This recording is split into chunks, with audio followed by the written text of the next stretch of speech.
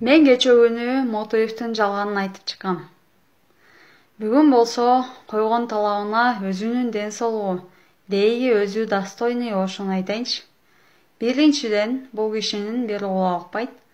Экинчиден, ашказанынын теңи жок, экинчи группада инвалид. Ал үчүн пенсия алат. Үчүнчүдөн, кече жакында эле өтүн алып коюшту. Ийне жуткан иттей болбой, менин атымды оозуңа албай, жөн эле жашачы. Сен достойныйсың, 60-тагы кемпирге тийип эле алчы макулбу? Ошого. Нурлан Мотоев деген экөөбүздүн ажырашып кеткенибиз февралдын башында интернетке чыгып, кайым айтышуу менен барып токтоп калган. Ал кишинин биринчи жалганы мен шотуна бир машина, бир үй жете турган акча салып берип койдум деген. Менин квитанциямды WhatsApp мессенджер аркылуу кыздарга таратып, мактанып жатат экен. Молодец, колуңдан келери эле ошол да. Бүгүн болсо дөдүрөп каякта жомокту чыгарып, мага кыз таап келип, оштук кызды деп өзүнүн лохтугун көргүзгүсү келбей атат. Ошол салган 10 миңдин 5 миңин менден алганын унутуп калдыңбы керек болсо.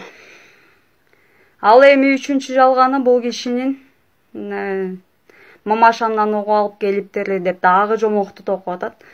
Кой, бет деген болуш керек го адамда бир азчы. Мамашасынан укпай эле, мамашасы менен мен 2 ай мурун сүйлөшүптүрмүн керек болсочу. Мамашасынын номери да жок экен менде.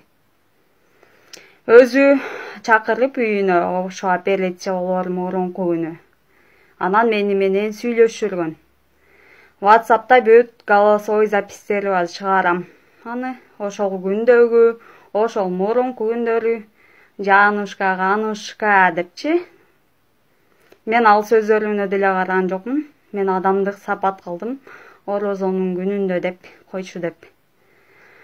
Ошол эле заматта бул больницага түшүп калгандан кийин бир күндөн кийин квартирант ишип кетти. Мен барып плюшун тапшырып алып, 17 миң төлөп жашап аткан жерине жаңы квартиранттарды киргиздим 22 миңге. Бул да менин жакшылыгым. Анан койчу деп ошондо ал мага мындай сунуш кылып келген. Сенин шотуңда акчага мен үйүндө оросунда жүрбөй калган машинанын ордуна машина алмакчы болуп, өзүнүн үйүн мага сатмакчы болгон. Мен жашабагандан кийин бул кишиге көңүлүм калып калган.